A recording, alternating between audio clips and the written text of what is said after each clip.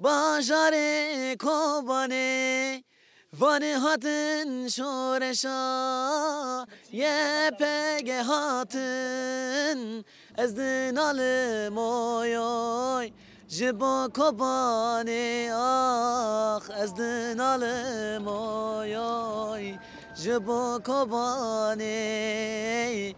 Nous sommes à quelques centaines de mètres de Kobané où derrière la brume et dans la ville les combats se poursuivent, les YPG se battent pour repousser Daesh et nous sommes aussi à l'endroit où devrait pouvoir s'ouvrir un couloir humanitaire, ce qui n'est pas fait à ce jour, pour ravitailler les combattants, la population civile et au nom de la délégation Coordination nationale Solidarité Kurdistan, nous appelons l'ensemble des progressistes en France et en Europe à se mobiliser pour l'ouverture de ce couloir humanitaire. Il y a urgence, vous entendez le bruit des avions, des combats derrière et il faut absolument que les YPG et les Kurdes regagnent Kobané.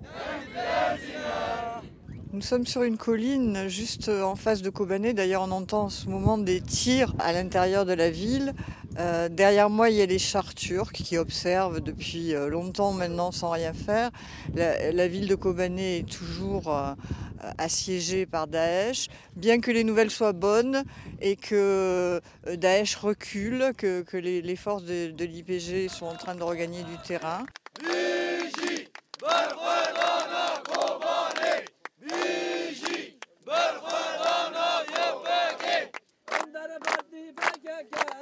Ici, le moral est plutôt bon. D'après les informations que nous avons, les combattants kurdes regagnent du terrain sur Daesh à Kobané. Il serait temps que l'Europe ouvre un corridor humanitaire pour évacuer les blessés et surtout pour apporter des armes, parce que c'est essentiellement d'armes qu'ont besoin les combattants kurdes afin d'assurer leur victoire. Les gens ici viennent de toutes les parties du Kurdistan pour soutenir, bien qu'ils ne puissent pas entrer à Kobané, puisque l'armée turque interdit l'entrée, ils viennent ici pour apporter leur solidarité.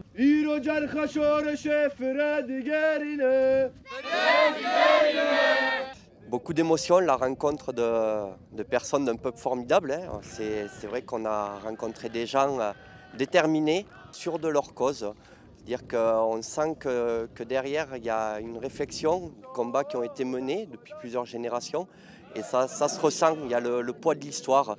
C'est-à-dire qu'on a aujourd'hui face à nous, il n'y a pas exprimé de colère, rien qu'une détermination froide mais sûre, et on sent qu'ils iront jusqu'au bout. C'est-à-dire que le projet aujourd'hui qui est porté de confédéralisme démocratique, quelque chose qui est ancré dans la population, et cette population est prête à se battre. Aujourd'hui, les YPG et YPG se battent dans Kobané avec le soutien derrière de tout le peuple kurde. C'est ça aussi qu'on a pu constater, c'est que le Daesh a affaire à un peuple en armes face à lui, et ça l'obstacle sera trop grand à surmonter, et la victoire est proche. C'est ce que nous disent les personnes qu'on a rencontrées. Le moral est excellent et c'est encourageant.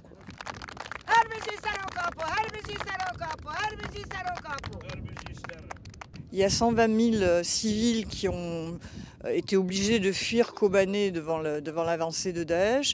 Ils sont dans la région, ils sont à Suruç et à Gaziantep et dans les villes proches. Et en fait, l'État turc qui reçoit les subventions pour aider les réfugiés ne s'occupe que d'un minuscule pourcentage de ces 120 000 réfugiés. En gros, 6 000 réfugiés sont pris en charge par l'État turc, et le reste des 120 000 réfugiés est pris en charge par les mairies, par les communautés kurdes de la région qui les hébergent, qui les nourrissent et qui les soignent.